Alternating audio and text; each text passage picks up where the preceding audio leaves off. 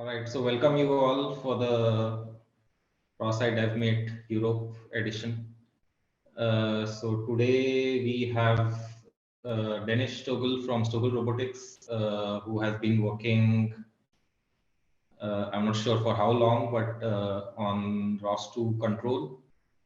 I think during the previous ROS-I DevMeet, we had Christoph, who presented the work he did and is been doing on ROS2 CanOpen. So today Denis will be presenting the work he did on integrating ROS2 CanOpen with ROS2 control. So Denis, I think you are already here. So yeah, the floor is yours.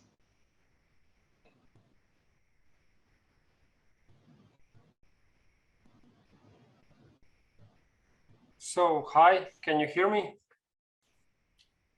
Yeah. Just please give me a second.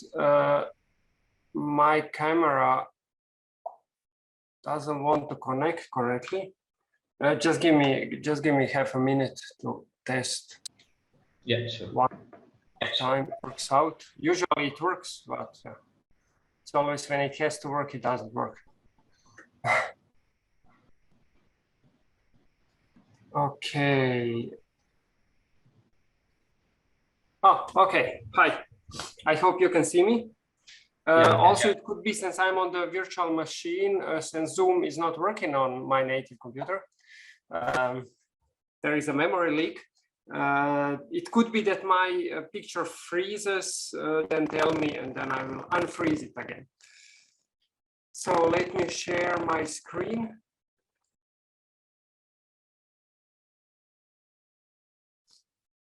So I hope you all can see it. Yeah, we can. Yeah, okay, great.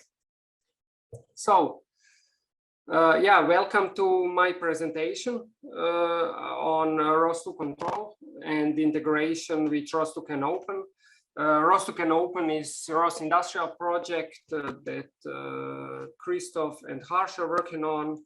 And yeah, I will tell a bit more about myself just in a second. Yeah, so I have a PhD in robotics from KIT in Germany. It's known university for robotics. I was on the institute. We have there are two institutes. One is more on the humanoid robotics side. I was on the industrial robotics side. Last year, I founded my own company after finishing PhD in consulting for robotics. Basically, our main goal is consulting on ROS. We are specialized mostly, or we are specialized only on ROS. And one of the big projects I'm spending a lot of my time is ROS2 control, and a lot of clients provide me with a good ROS2 control work. So yeah, it's a lot of fun. I ended up being ROS2 control maintainer when ROS2 control has started. I thought, yeah, there should be done something. You will see also some features we did the ROS2 control compared to ROS control to make just all of this better and easier to use for everybody, because some things were annoying in ROS1. That was my main motivation to do this. Here on the right, you see me in a bigger, maybe a bit nicer clothing than now. Now it's more summery, and you see the robot I built for my PhD thesis. Basically, it was physical human-robot interaction. The person was pushing this robot interacting through force torque sensor, and we could make this interaction more or less difficult to train with a person. Yeah, as I said, I'm working as a consultant. One of my clients, very known, is Picnic Robotics. Also, I have multiple German companies, but they're unfortunately under NDA. And also, I'm consulting a bit SMAC2 guys about state machine and different things we could do using this state machine about robot control. Also, I'm in a bit of free time, which I don't really have. I'm mentoring few people which are trying to contribute to open source software to help them to to provide some contributions of their own, basically in a short weekly meetings. So yeah, now I should present you presentation outline. So we are at the beginning. I will provide you with very brief history of ROS2 control. I don't know how many of you know ROS control and ROS2 control and how well, if you used it or not. So I will just provide you with a brief, very brief history. Just give me, okay. Then I will show you the main differences and why it's good to switch to ROS2 if you didn't already, and provide you with some basics concept about ROS2 control, just to understand the second part and some decision in the second part.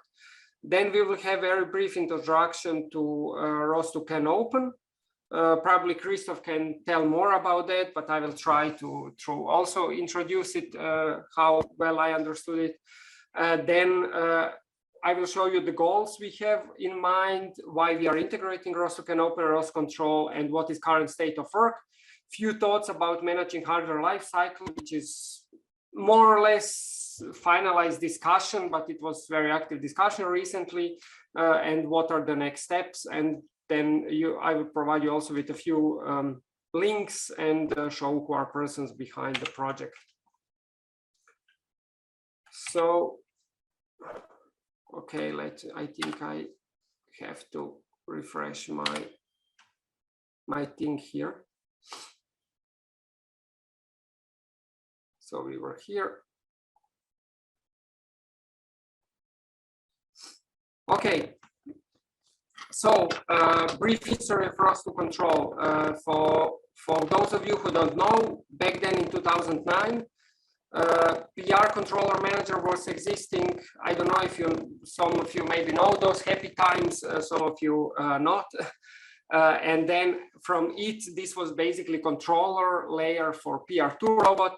ROS2 control emerged mostly on the incentive of PAL Robotics, the Spain from company. They have humanoid robots they are working on. And then in 2017 started kind of port to ROS2, but actually 2020, April 2020, with starting of control working group, everything started. We are already supporting not a bunch, but quite some robots, a few robots. We have drivers for ROS2 control, so you can check them on the URL below. You can also check our great documentation under control.ros.org. What are the main differences? So in ROS control, if you were using it, you saw probably that there were only position, velocity, and effort interfaces.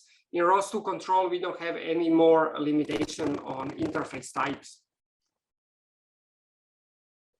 Then, if you try to implement something in ROS control, the code base was very complex. You should say high complexity. And it was a lot of templating and inheritance. So we now rewrote everything. It's more linear and more modern C++ altogether. Like I would say like 95% or 98% of the code is rewritten again. Then Lifecycle back then was inspired by Oracos. This is even older control system, which is currently still exists. I don't know how many people are using them. So basically there was some custom Lifecycle. Now we decided to go with Lifecycle mode state machine, which I show you later in a few diagrams, so that people are familiar with the states and our life cycles, and those are sufficient to support everything what we want to have. Then semantics. Back then everything was robot hardware or everything was controller. So it was like you couldn't really model a gripper or some similar things or sensor. Currently we have, or now we have system, actuator, and sensor types. System is multi-degree of freedom. Actuator is like a motor. It's 1 degree of freedom system. And we have sensor components which are handled a bit differently in the backend. And we have controller and broadcasters. Broadcaster, the best known is the joint state broadcaster now. Back then it was joint state controller, which was always a bit hard to explain people that this controller actually doesn't control anything. It just publishes data to ROS world. Then hardware composition back then was opt-in if you were using combined robot hardware. And this was one of the biggest pains for myself, since I was switching the hardware between different robots in our lab back then at KIT. And it was then really hard to get this up and running. Now, hardware composition is basically first-class citizen. It's not possible to write a component which cannot be composed with other components. So it's basically out of the box. It's one of the main features. And then if you wanted to start, back then you wrote your robot hardware and boilerplate code. There was this well-known ROS-2 control boilerplate, I think, repository from Dave Coleman. And in ROS-2 control now we have a ROS-2 control node. So you can write basically a robot hardware, load it, and you have already node and everything else provided.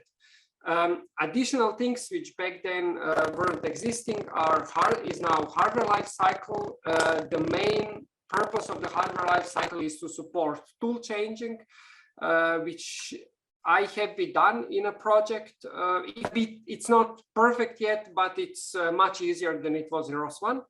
And also we support variable rate for controllers.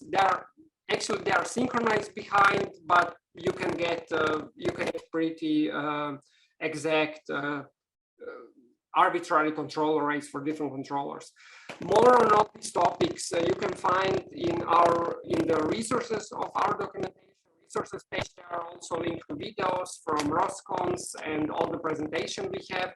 One of the last presentation is missing. I will upload it in the next weeks. It was from the ROS conference this year. Now let's take a look at basics concepts of ROS-2 control. Probably many of you saw this picture or very similar picture diagram from ROS-1. We just adapted it to keep it as similar as possible. So on one side we have high-level applications here, like move it and navigation. And here then we have a ROS-2 control system. And the friends are meant all the controllers one can write. So we have a bunch of standard controllers and broadcasters, and you can also write your custom controllers. And then you have different hardwares. This part is actually, this resource manager is showing the hardware composition. So you can basically combine different hardware. So if you have existing ARM driver and you have your platform driver, you can just add them together. You start those two controllers and you have basically mobile manipulator, and you can then also start to write some of your cool algorithms for that. The similar thing is for tools, and the simulation is also now integrated, I would say even much better, because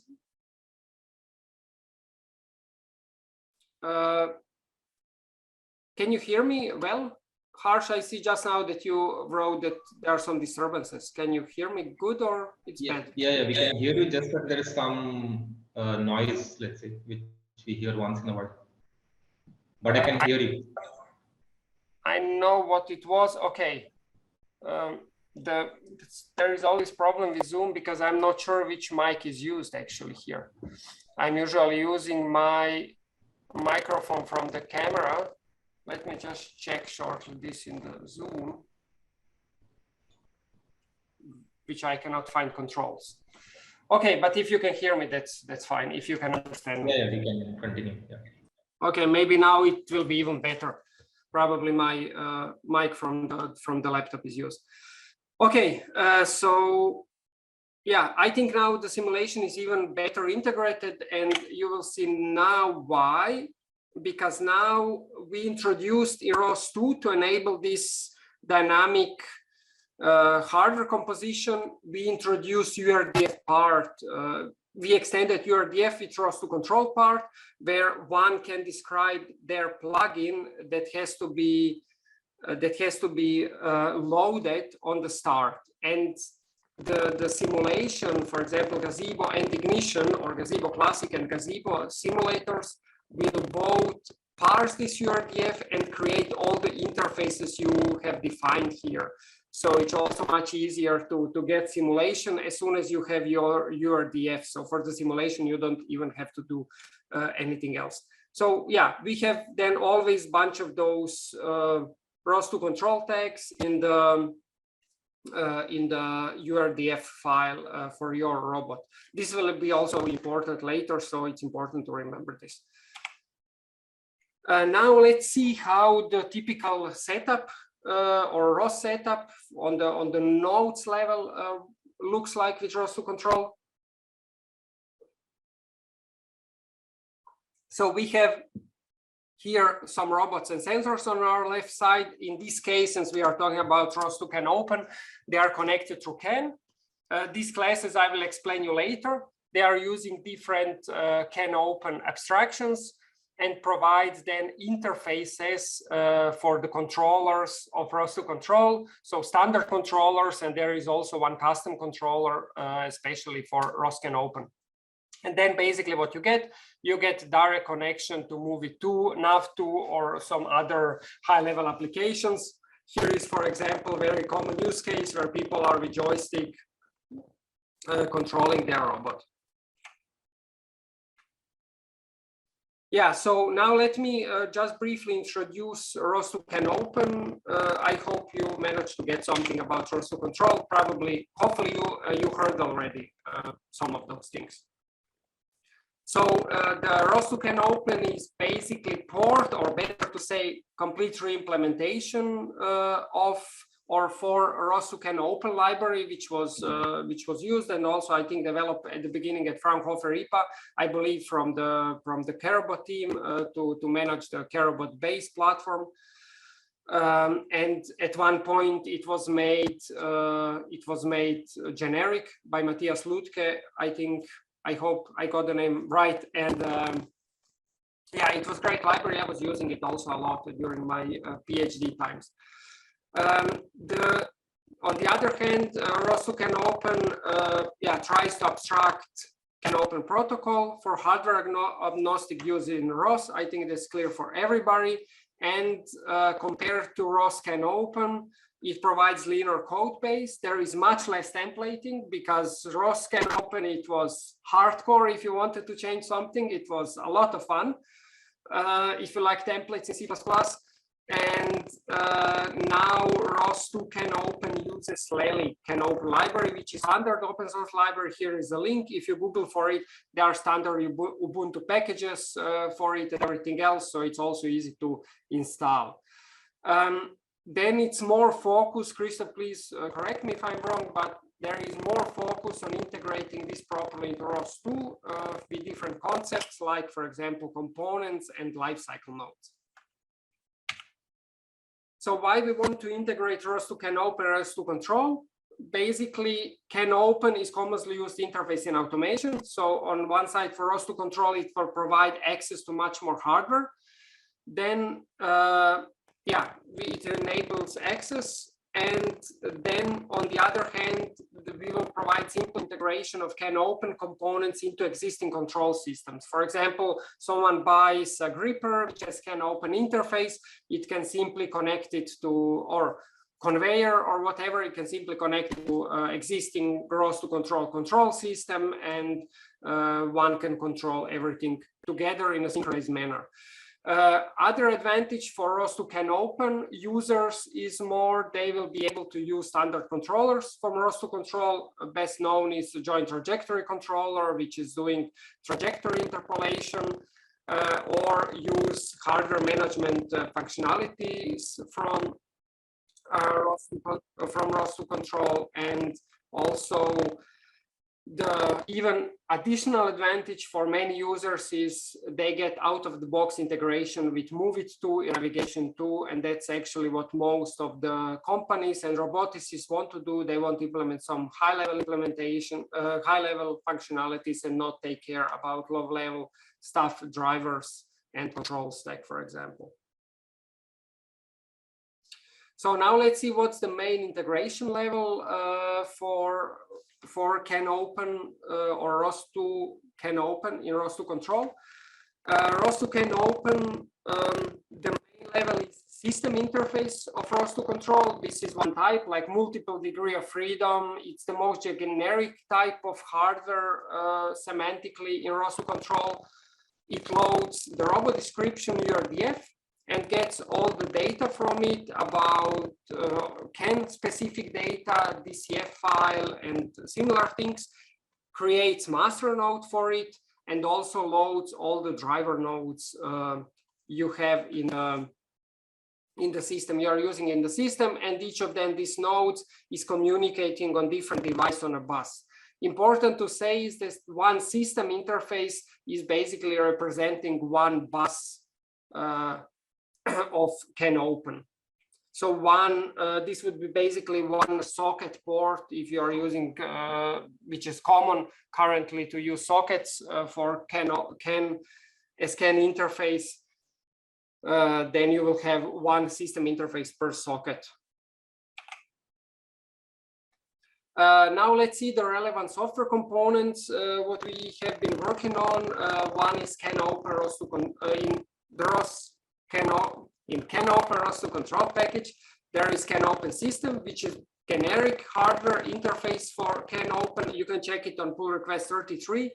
The other things are in my fork in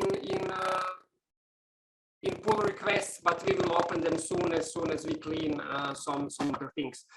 There is also CIA 402 system, which provides implementation of motor control profile CIA 402. And we also implemented a controller, which is currently called CAN open proxy controller. Idea of this controller is provided generic read and write from CAN open system. We use it currently mainly for testing, but for someone who doesn't want to, for example, now first implement the complete profile for their hardware, which is using CAN open, they can do initial tests just using CAN open system and using CAN open proxy controller, which basically accepts addresses and commands you are sending to the hardware.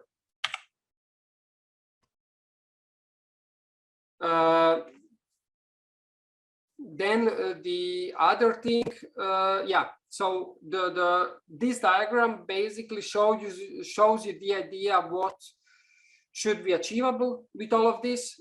So for once, we have here multiple hardware on our mobile manipulator. We have base, we have mobile arm, and we have a gripper, and those are using different classes. So for example, gripper is using custom CAN open protocol, for example.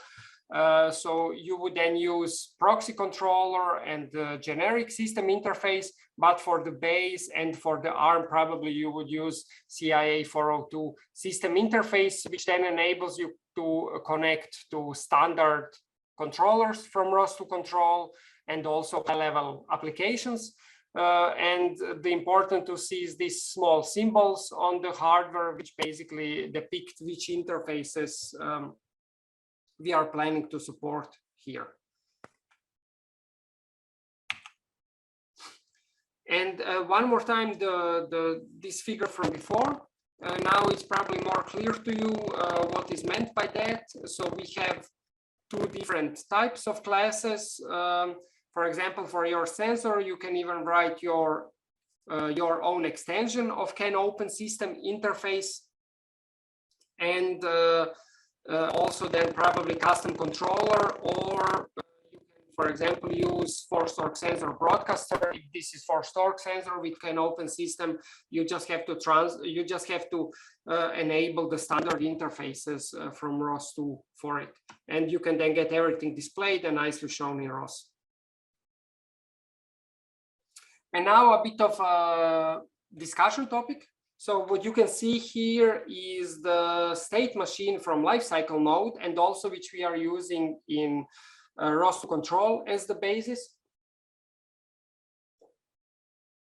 So this first state machine, it's shown for the generic component.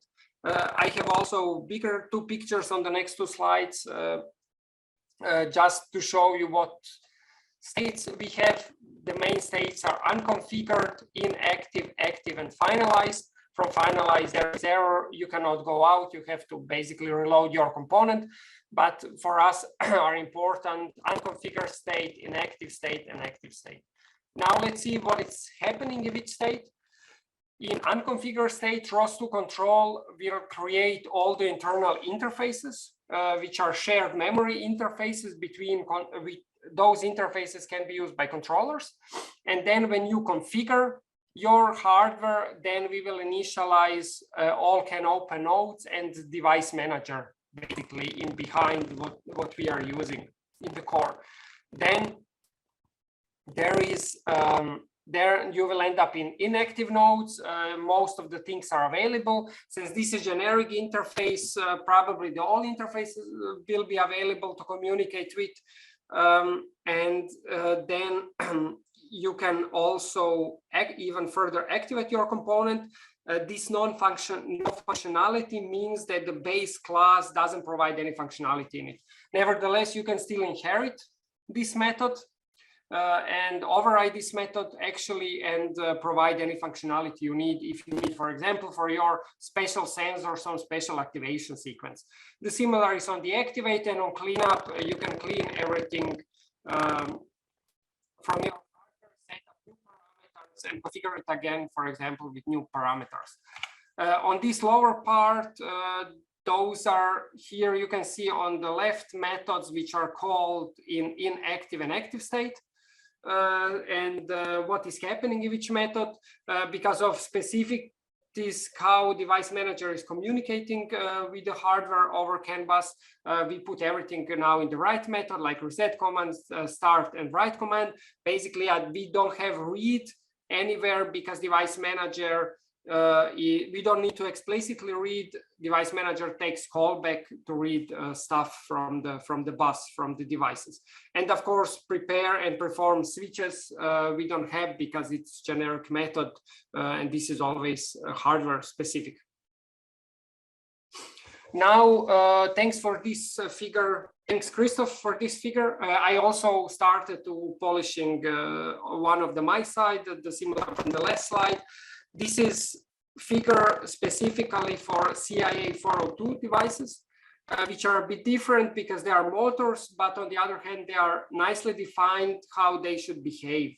So in unconfigured state, we have everything is unconfigured. Of course, ROS2 control system can get their interfaces they need, but the main thing is in configuring, we are basically starting communication with the can open node on the bus, and we start all the driver nodes. Nevertheless, then we end up with connection, but without possibility to move actually the hardware, but we can choose the controller mode. Then we are here, then after activation, the control mode is set and handle init will be called. So then in active, the torque is enabled basically, and we can communicate, we can send and read commands from the hardware and control it. Then again, on the activating, the device should be shut down. According to Christoph, I would rather say that we should hold the device and keep it in an active mode. Basically, then in active, you can still read things from the device like status and similar things, but you cannot control it. But this is also, I would like to hear opinion from other people, how what they think. The main idea, or my main idea behind these states, is that inactive state is basically like when you start a robot, like industrial robot. When you start it, you can read all the data, where are your joints and where is TCP and whatever, but you cannot basically move it until you really enable the power. And yeah, the other states are not so relevant for now. In the cleaning up, we do basically the same thing as in the other case. So, yeah. Sorry, you wanted to jump in? Yeah, just one mention. So the handle shutdown, it puts basically the can open device into ready to switch on mode. So basically you have access to all SDOs, so you can read, but the torque is off, meaning basically, yeah, essentially inactive. So, but yeah, we can discuss later, I think. No, So there's two options we can do. So on the one side, this is the shutdown that we could do, or the other side would be what you said is the halt mode, which is basically a quick stop in CanOpen, which brings the device to 0 velocity, but does not switch off the torque. So that's a little bit the question, whether in inactive mode we want to switch off the torque or not, or maybe we even should make this configurable depending on what the user needs. Yeah, that's also true. I mean, I would definitely switch the torque off. That's actually out of question, because I think when torque is not enabled, then the movement is not possible, basically, of a motor. Is this correct? Yeah, so usually when torque is off, then the brakes are in. So basically, if you imagine an industrial robot, basically this would be the state where, basically the brakes are activated and the motor torque, no voltage on the motor, basically. Yeah. And what is then handle halt? Is there handle halt, or I just miss? Yeah, there is handle halt. Handle halt basically does this basically in CIA 402. It's the quick stop, and it will essentially just bring the robot to 0 velocity. So basically, it does not move, but the torque is still on. And I think that I probably need to read up a little bit on, but I think this is depending a little bit on the device whether the brake is in or not, or for some devices it might even be configurable. I'm not sure about that, honestly. Okay. Yeah, I understand. So if we want to be sure that the torque is off, then I think the shutdown is the option, let's say. Okay, no, that's great. Yeah, that's. I mean, the main point, because shutdown it hears like you want to disconnect, basically, kind of.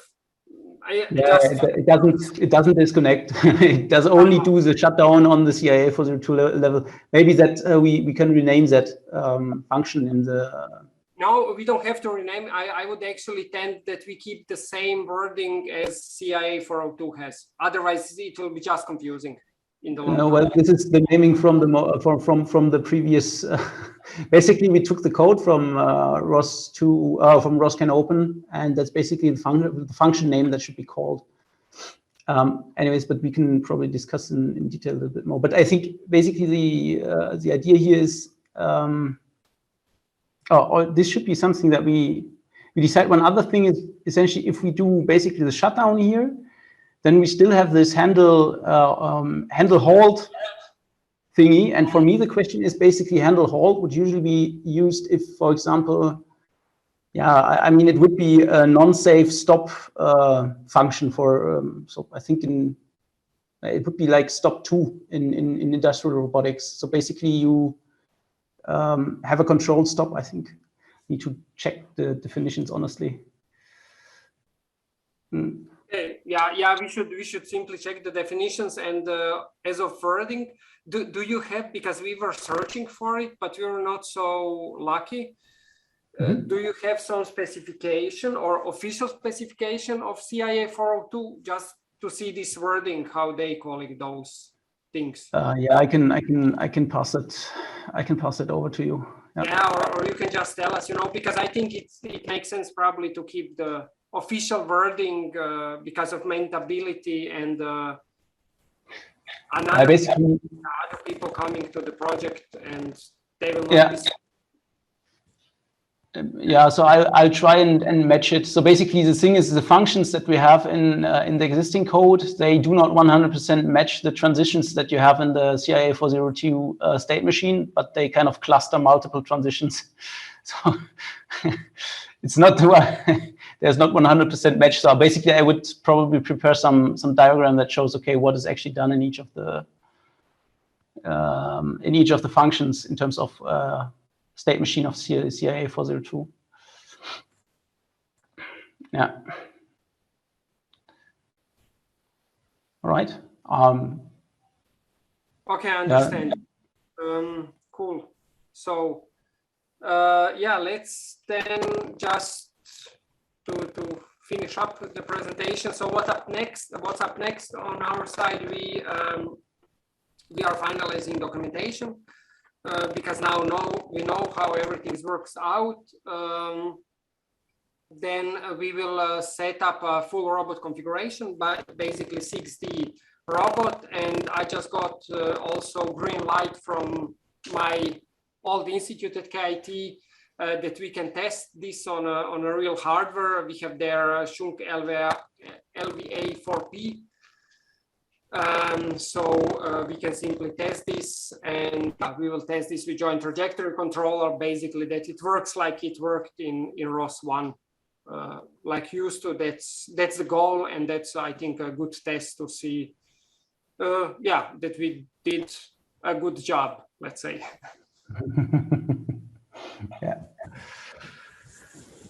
Yeah, so just for the resources and persons, here is the documentation of both projects. Check it out if you're interested. On the Fraunhofer APA side, Christoph is involved, Harsh is involved. You know both of those guys from today's meeting. And also on our side, the Lovre Ivanov, he is also part of control working group and robotics consultant from Croatia, actually, where I'm also coming from, and I'm also, of course, in the project. So yeah, thank you for your attention. Are there any questions or comments?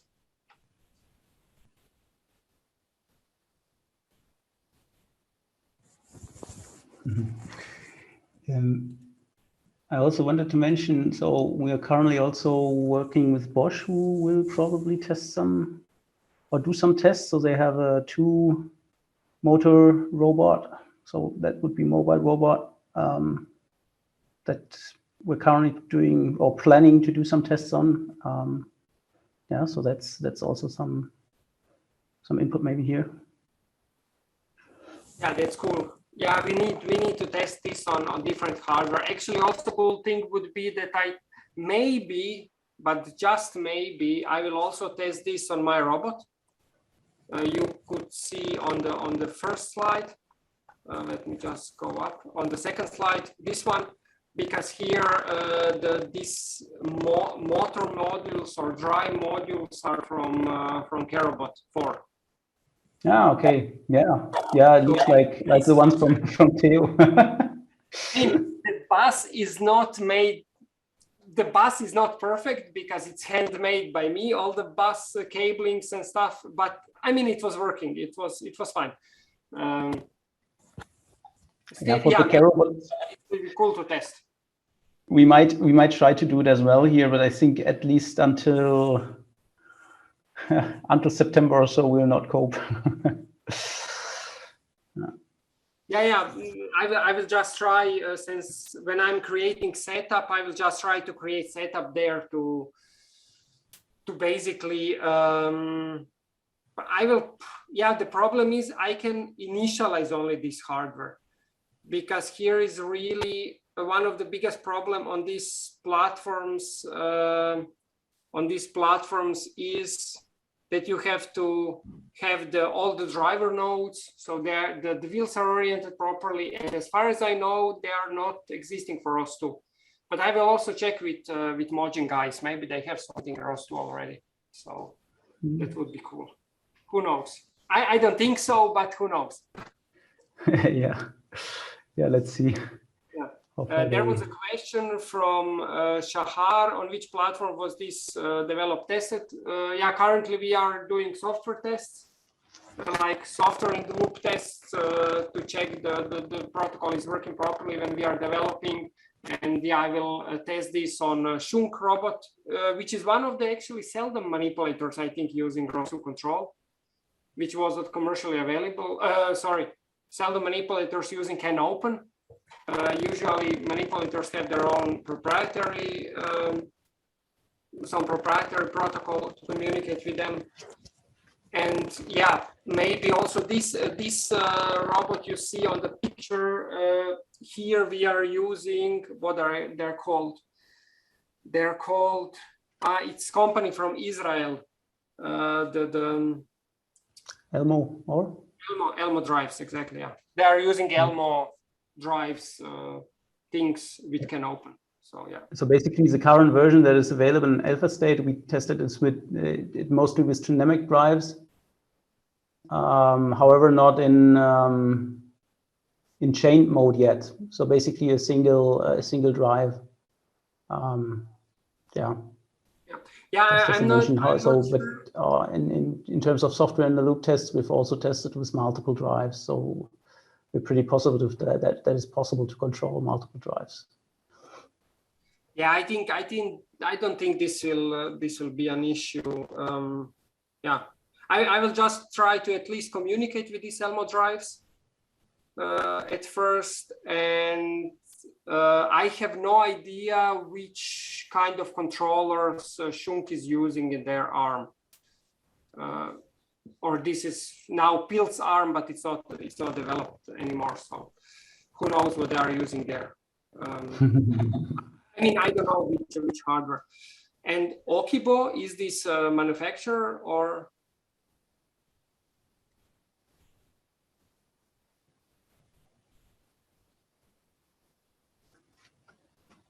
Could be.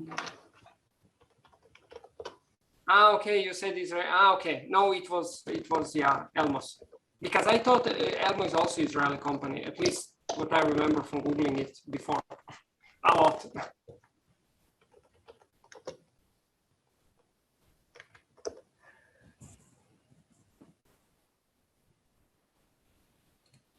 All right. You are welcome. So I give. Are there further questions?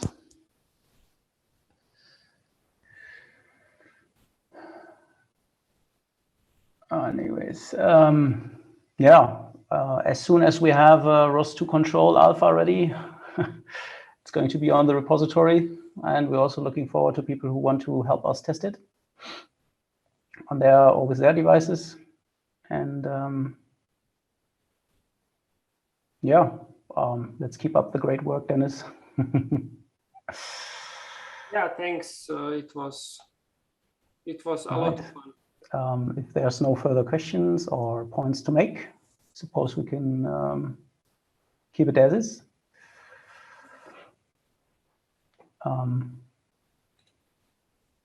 Yeah, everyone have a great day, and thanks for joining today. I hope it was interesting. Cool. Hello, this is Matt Robinson from the Americas. Hi, Matt. Yeah. Hi. Yep, it's great catching. Sorry for the hang up on getting started this morning. I fired up the wrong developer meeting. But anyways, I did want to ask, just as a kind of like events planning, any updates on your end of the year get together there in Stuttgart? ROS-I conference? Yes. Let me check. I think it's up on the website already. So it's either 14th or 15th or 13th or 14th. I do not remember, but I think it's 14th and 15th of December. Should be on the website. Cool. And then I assume at some point requests for information from speakers will go out, or even call for abstracts to a degree, or invite only. Well, the usual procedure that we have is basically we make a little bit of an investigation of the ROS-Con speeches and check them out. But we are also open. So if you have interesting topics that you want to present about, just drop me a mail. And yeah, we'll see if it's a nice fit for the conference. Cool.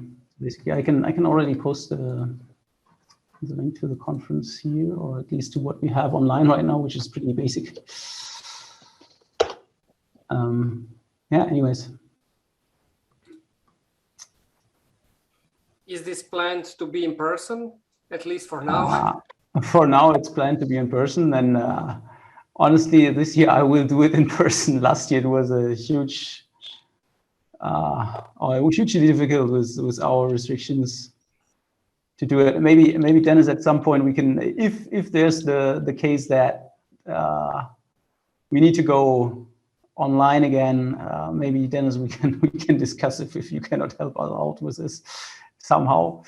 We discuss maybe. Of course, yeah. I know it's a lot of work. I can imagine.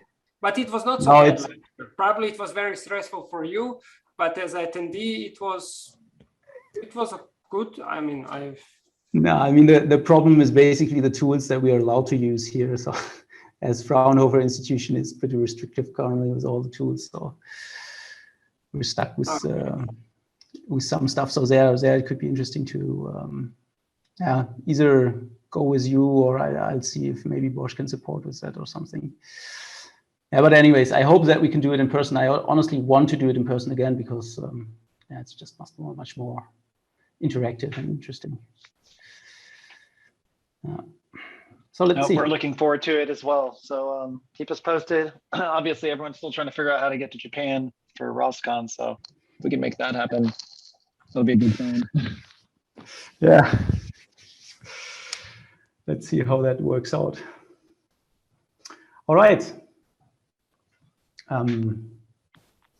Great hearing today. Yeah, we're currently trying to port a ROS control application to ROS2 control. So this is very, very timely. So thanks for sharing, Dennis. Yeah, you're welcome. If you have any questions, we have tomorrow, we have our control group meeting. Just come by and you can get also questions answered in person, or also check our resources page, because I think this is the best page. There is a lot of videos, all the presentation and stuff. So yeah, it could help you to understand the concepts. Perfect, thank you. Thanks everyone for joining. It was a great meeting, good discussion. And see you next time. Yeah, thank you. See you next time. Thanks everyone.